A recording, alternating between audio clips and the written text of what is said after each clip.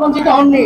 মাঠ পর্যায়ে যেসব কর্মকর্তা রয়েছেন আমাদের প্রায় 1100 তারা আসতে পারেন নাই। শুধু প্রধান কার্যালয় আমরা প্রতীক হিসেবে এখানে এসেছি। আপনাদের মাধ্যমে শুধু জানাতে চাই যে আজকে আমরা কি অবস্থায় আছি, কোথায় ছিলাম আমরা, কারা করলো এটা, এর জবাব দিতে হবে। এই খালেদ, এটা আপনার খুঁজে বের করতে হবে।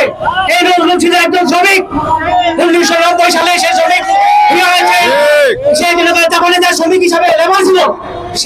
সেই নজরুল টাকা এখানে এসে অবৈধভাবে এই সম্পদে ব্যবহার করেছে।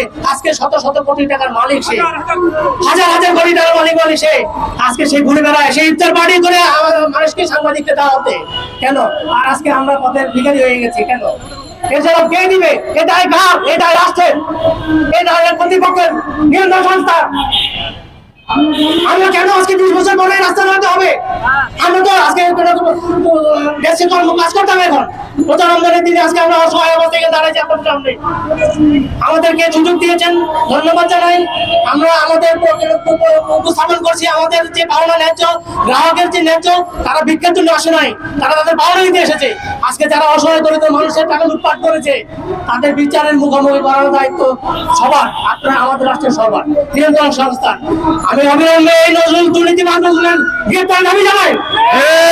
আপনারা সমাজে একমত না? সবাইকে দ্রুত গ্রেপ্তার করতে হবে, উপযুক্ত শাস্তির আওতায় আনতে হবে এবং তার সমস্ত সম্পত্তি বাজেয়াপ্ত করতে হবে। এই টাকা দিয়ে সে যে চাষবাস করেছে, এই টাকা বিক্রি করে, সম্পত্তি বিক্রি করে গ্রাহকের টাকা পরিশোধ করতে হবে। আমাদের যারা মানে পরিশোধ করতে হবে। যারা চলে গেছে, এই যে আজকে আমাদের এই পর্যন্ত প্রায় 2000 কর্মকর্তা চলে গেছে, তাদের যারা পাওনা দিতে পারে নাই এই দুই কার্পেটের কারণে। তাদের থেকে সম্পত্তি উদ্ধার করে এই টাকা তাদের আমাদের ন্যায্য পাওনা পরিশোধ করতে হবে। আমি সকল সহযোগী